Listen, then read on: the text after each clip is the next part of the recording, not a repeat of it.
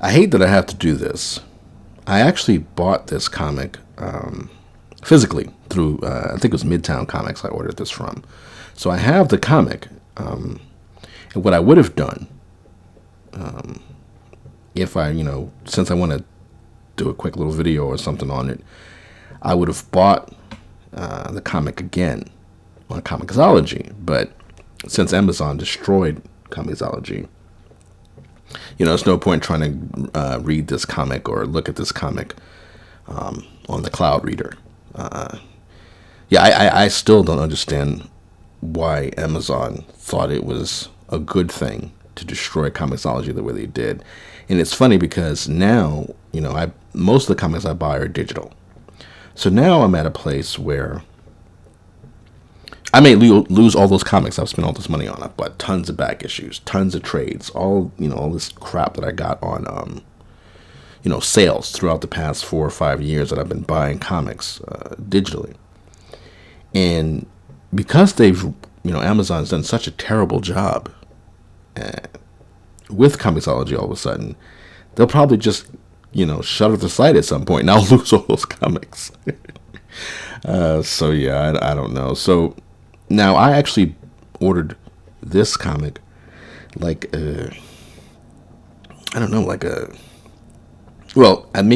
a couple of weeks or a week or two before Comixology got ruined. I just wanted to have this comic physically. I thought it'd be, it's a new jumping on point. JR is coming back to Marvel.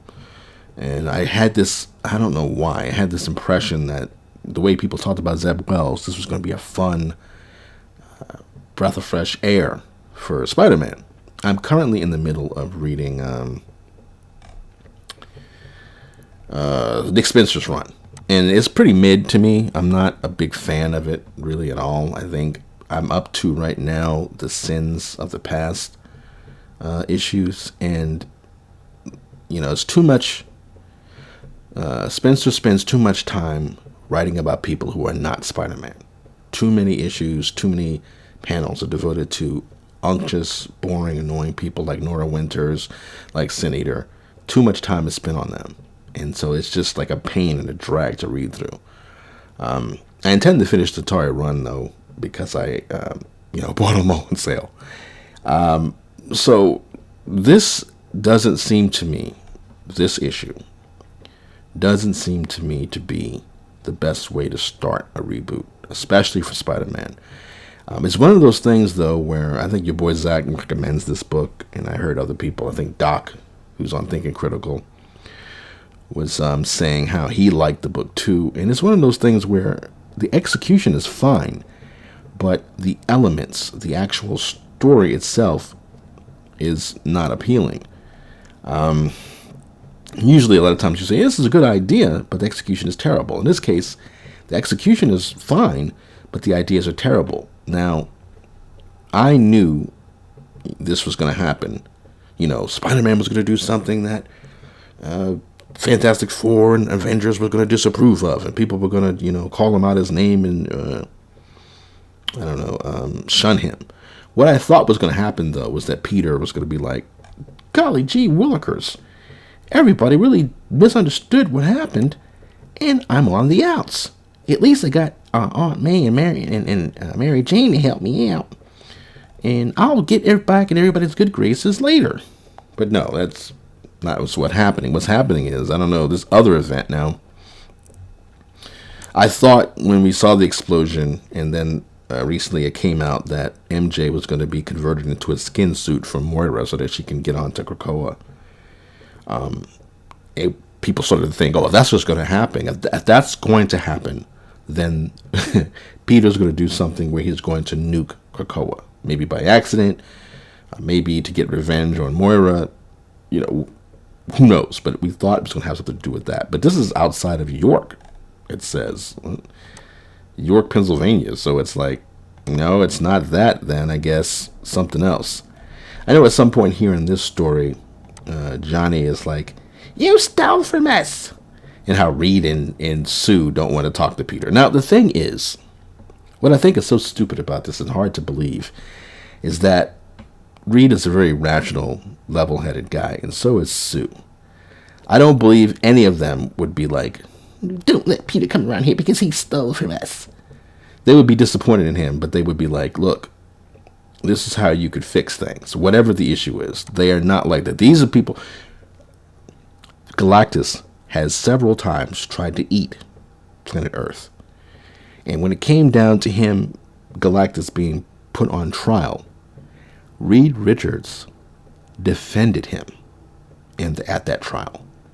You know, you can't play this game where you have people like these superheroes who are on this high level, who've gone through all kinds of shit in their lives. They've gone through, they're just going to shun and turn their back on somebody. Now, we have to see. I say we have to see, but I'm done. This is one and done for me.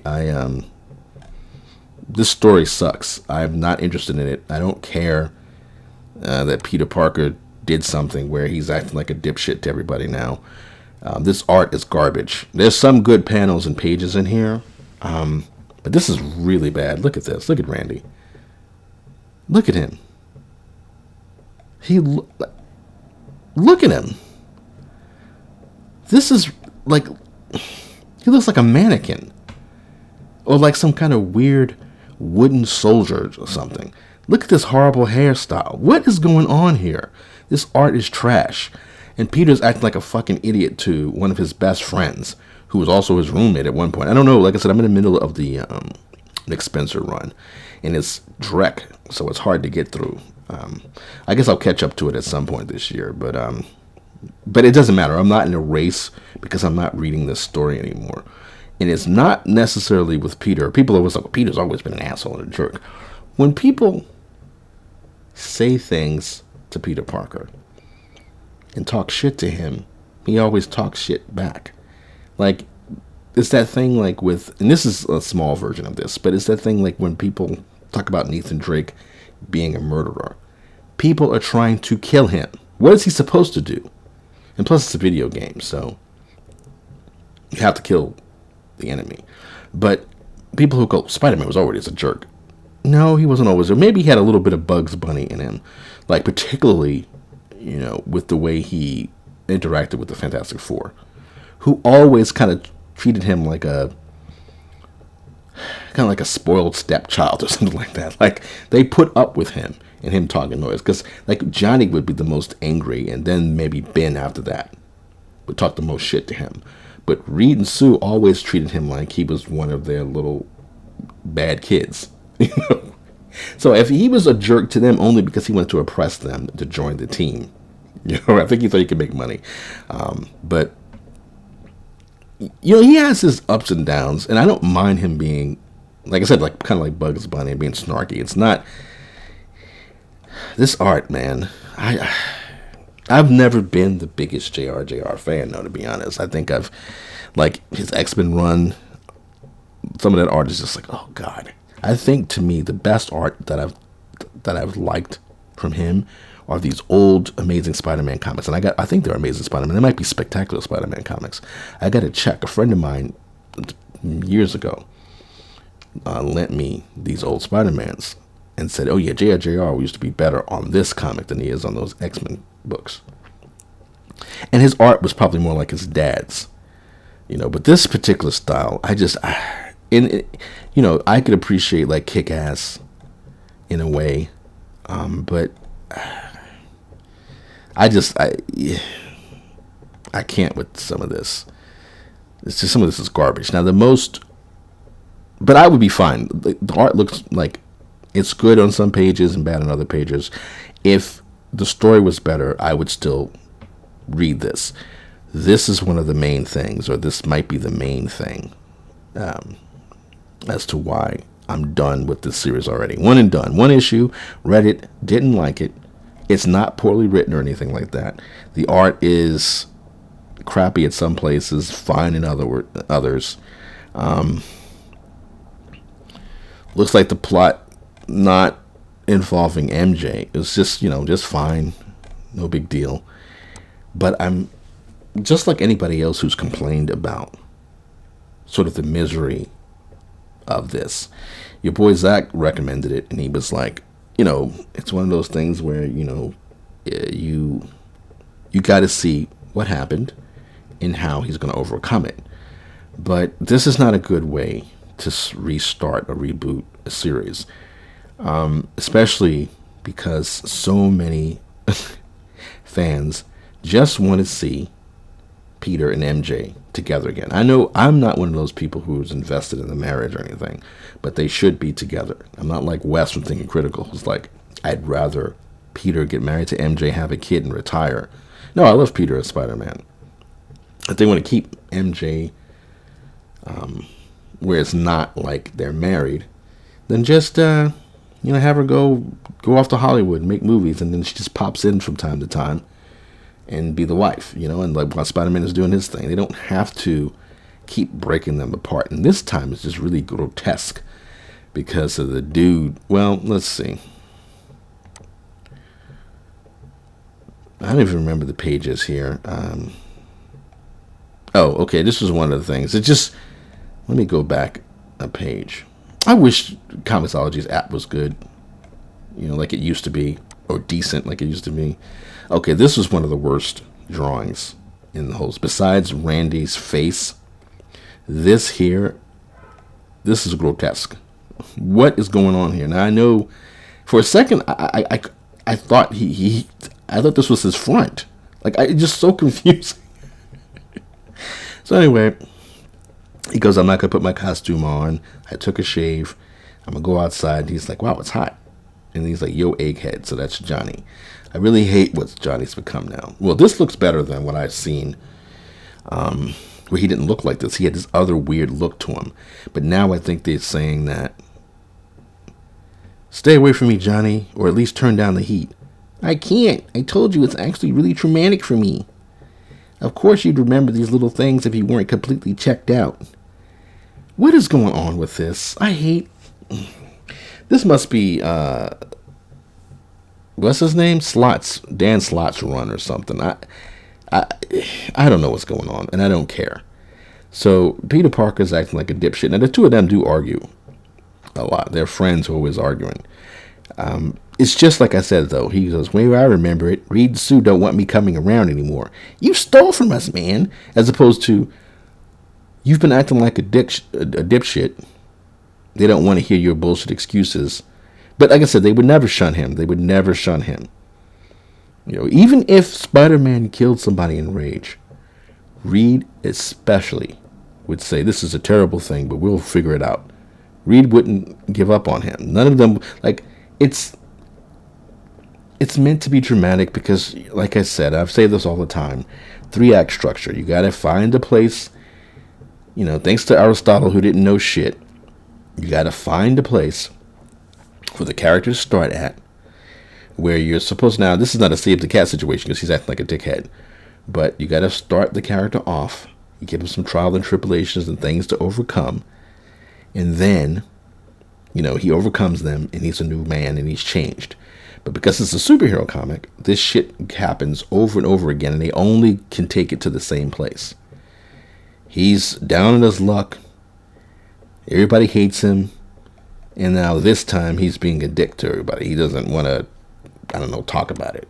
It's so stupid. This crap here, now all of a sudden, Randy looks like he's 12 years old. Because he wants to, forgot the name of it. Isn't some Beetle girl? I forgot. I know who the character he wants to marry. Tombstone's daughter. He's in love with some supervillain character. I forgot the woman's name. Because it's not important to me. This looks like an X-Men page. Like an 80s X-Men page. The hairstyles and shit. None of this is intriguing or interesting to me. Like I said, it's fine if you're reading it, you're just reading the storyline. He wants to get Tombstone's permission to marry his daughter. Blah, blah, blah. Okay, this is like at least here the connection is that Peter is checking up on Randy to make sure he'll be fine since he's talking to a known criminal. He's talking to a known supervillain at the restaurant. Nigga, pale as fuck. Sitting here just normally just ordering the food and shit. Now, of course, he shouldn't be prejudiced against because he's an albino, but still. It's just like he's sitting with a known supervillain in public, and it's whatever. So he was checking on him, and I no, I don't like this. It looks like this. This art is just not really good. It really isn't good. I like JR. As a person, at his best, his art's really, really good. I saw him on Cartoonist Kayfabe recently, an interview that he did a while ago, I guess. I don't know, he did it recently, I guess, but I watched it a couple of months ago back. I don't remember when it came out. I watched it recently. And I like the guy. I loved his story about how him and his dad created Captain Marvel, the real Captain Marvel, or not Marvel, but Monica Rambeau, how they created Monica Rambeau. The only female Captain Marvel that I recognize. Which, like I always say, it's funny that Marvel staff, the SJW Twitter goofballs, act like they're so progressive, but they just couldn't stand having a black woman be called Captain Marvel for long. They kept taking the name away from her, and when they finally settled on a woman, it's a blonde-haired white girl, a blonde-haired, blue-eyed white girl, and who they decided is now all of a sudden the feminist icon, not the black woman. The white woman with blonde hair. But no, we're so progressive. Whatever. None of this is interesting to me. What page? Let me see if I remember. I flipped through this again because I wanted to look at this for a video. Okay, let me see. All right. This is the thing. The MJ shit is the most annoying shit. Spider-Man got into some action and adventure. It was actually kind of, fun pages or whatever. He was fighting some of Tombstone's cohorts or some shit. This art is grotesque. This is upsetting. He gets a phone call from MJ, and it's like, Peter, MJ, hi, you've got to stop this. This bitch hiding in the damn closet or something, talking about don't call me again. This is the shit. MJ doesn't have to be married to Peter Parker yet. They don't have to have them get married and settle down to reflect the 40 or 50-year-olds who are reading this shit. They can still keep him kind of young. I think they were saying on Think Critical that Spider-Man is like 30 or 31. I don't see him that way. I can see him as still mid-20s. And I don't, it's a comic book and it's a character that's an icon. You don't want to make him change too much outside. I don't believe in this let him grow up and retire like manga does. It's a totally different world. Superhero comics versus Marvel. Versus manga. But I do think that they can kind of balance it out. If they don't want them to get married, they could at least, like I said earlier, I think I said that. I've tried to record this a couple of times, but they could at least have her go off and be have her career or something, and they come together once in a while and just have, fun and just be cool, be in a relationship, love each other, and that's it. I think though that a lot of these writers want to keep playing this game where he's just a swinging single, so they can pair him up with different women, and the different women can call him out on shit that MJ wouldn't call him out on, or whatever. I don't know. So she's like, no, none of this is interesting. But I thought the art. Okay, these panels were pretty good. I don't really care about Tombstone at all, but this was cool. I don't know, it's not a drawing, but I thought this was pretty good, and I thought that I don't care about any of this. Let's see. I thought this was some good panels, but then it's a lot of impressionistic stuff going on. But I thought all of this was cool. This was nice. It's effective. Yeah, I don't blame people who like this, but I think people by and large who probably like this don't really read Spider-Man that much and don't really have a problem with MJ not being there. I hated this because even though I thought I liked the drawing on this, I thought this was fine, but him, the MJ standing out in the rain like a goddamn stalker is really just ridiculous. Go on with your life. Stop being a goddamn simp. Take the red pill, the red pill, and move on, bro. I'm just saying that because I've been watching some kind of MGTOW content in this dude named Kevin Samuels, but it's more entertaining than anything else. I don't know. I might talk about some of that crap at some point. I don't care about any of this. None of this matters. It's that whole thing with Boomerang and being Peter's roommate and saying, "Hey, Peter, go call Spider-Man. I know you're close friends." And it's like Tombstone is telling him, "I need you to get a message to Spider-Man." It's like, don't you realize that I am Spider-Man? I'm making the same quips and talking shit. Whatever. So, this was kind of, like I said, a very simple, direct, cleanly executed story. You don't care about what they're talking about, what they're doing. It is fine. It's pretty underwhelming for a reboot, but it really comes down to how Peter is acting, Peter being miserable, Peter being poor, Peter being angry, Peter not relating to his friends and family. All of that's crap. But, the worst part is the nut kick at the end, where you see he's walking by her, MJ's apartment building. This time he's not doing the stalker thing. He's just walking back, and MJ's looking at him. MJ, you okay? I can't fucking can't. So, MJ, you okay? Yes, I'm good, Paul. And it's this fucking nigga, Shaun King. Look at this nigga. This is Shaun King right here. Now, look, I thought this when I saw him, and then I was watching Eric July talk about this comic, and he said that somebody told one of his staff or one of his team told him, and I was like, that's exactly what I thought. It was this, because actually I saw it when he was watching it. I was like, oh, I haven't read the book. I got the book, but I haven't read it yet. He showed this panel. I said, this nigga look like Shaun King, and I was going to put that comment in. Then he says, like, right after that, yeah, somebody sees it as Shaun King. I hate this. Like, what is it about this fucking goofball that MJ would leave Peter to be with? Like, she's literally calling this nigga Peter and telling him, don't call me. I'm with this nigga now. Shaun King. That's why after he left, oh God, let's see. And then this stupid shit. Mommy. Now, it's only been 6 months. So she clearly looks like MJ, and this little motherfucker could look like Peter. All right, so I have a hot take. All right, besides the fact that I said this nigga look like Shaun King. Kiddos. Now she's saying kiddos.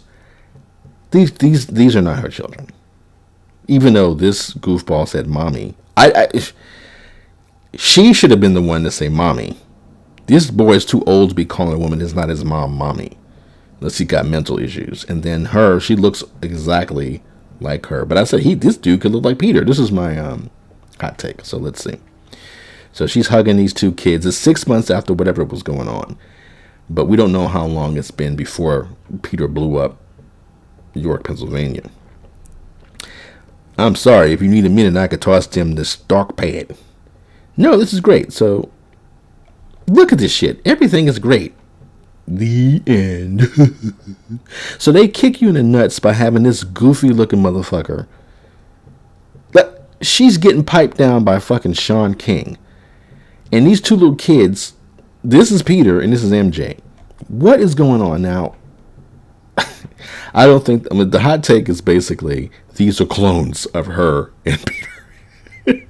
And this Shaun King looking dude, when he said Stark Pad, he works for Stark Industries in their cloning division, and they use DNA for these two on some kind of weird experiment that she's agreed to be a part of. And there's no justification for that. Like, I don't know why. Like, she might not even be seeing this dude, but they're living together. He's just like, MJ would never sleep with a nigga look like this. So I just don't like it, and I don't have time to waste to kind of wait. Because Perch was talking about this, and he was really, you could tell, he was really annoyed with this constant, like, Lucy pulling the football away from Charlie Brown. It's like, all right, Nick Spencer brought MJ and Peter back together. And then right after that, this asshole Zeb Wells splits them apart again. And we're going to get this forever, because one more day, all those years ago, years ago, they had this stupid fucking idiot, Peter Parker, make a deal with the devil to save this old raggedy ass old hag MJ. Not MJ, I keep saying that. I keep calling Aunt May MJ. I did an earlier version of this, and then I kept calling her Aunt May MJ. To keep raggedy ass old Aunt May. They kept, she got shot because he was stupid enough to reveal his secret identity because he was acting like Iron Man's butt boy at the time. So now he's mad that she got shot, and he's got to, he's going to make a deal to, like, now why the devil Mephisto even give a shit? Not Mephisto. I'm getting it confused with what's his face. Is it whatever? I don't care. So he made a deal with the devil. Just call him the devil because my brain is messed up right now.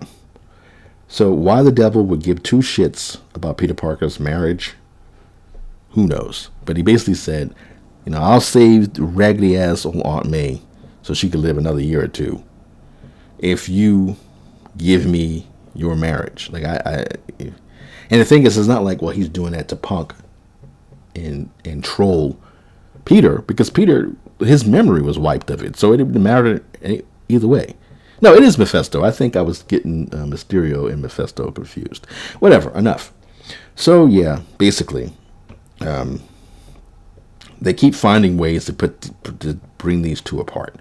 They don't like the relationship for some reason, and they have this weird obsession with thinking that fans love Peter Parker because he's down on his luck. Like, it's this thing where the fans are losers, so they want their favorite icon to be a loser. And that's not what people are thinking at all. They don't want this shit.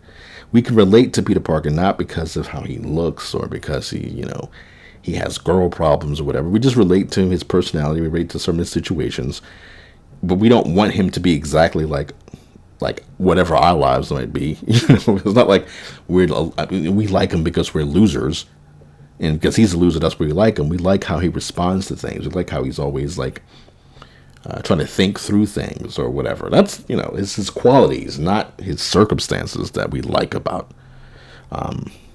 Peter. So I don't want to spend too much time on this. I think I went longer. I always say that. I think I went longer than I wanted to. When I saw this, no, actually, to be honest, I would have kept up with everything until I saw this nigga Shaun King. And I was like, nah, fuck that shit.